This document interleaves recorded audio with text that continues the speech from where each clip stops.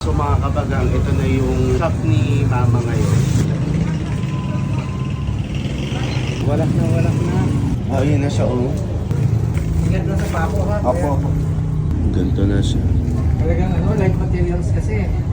Yun nga po kasi madali talagang umano yung tunog, madaling gumapang. Oo. Ang dinilaan ng apoy, yung bubong dito sa taas, tapos tumulay. Opo. Ito na siya. Ay, oo, walak talaga siya. Parang ang chila. Ganda pa naman ng kita ko to eh. Ganda pa naman ng setup. Opo. Bukas po kasi dapat. Oo. Bukas na ho. Hindi, huwag ka nang papasok doon na kasi may mga ano ba.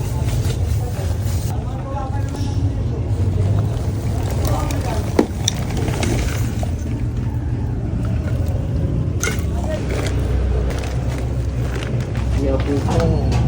Ito na yung nangyari. Ito siya. Grabe, no? Ito lang talaga yung natupok eh. Apoy pa pala oh. Meron pang may apoy.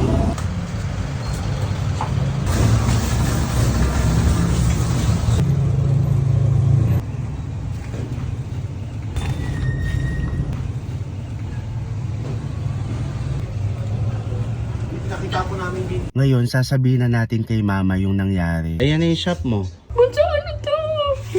Ano yung, bakit may sunog? Saan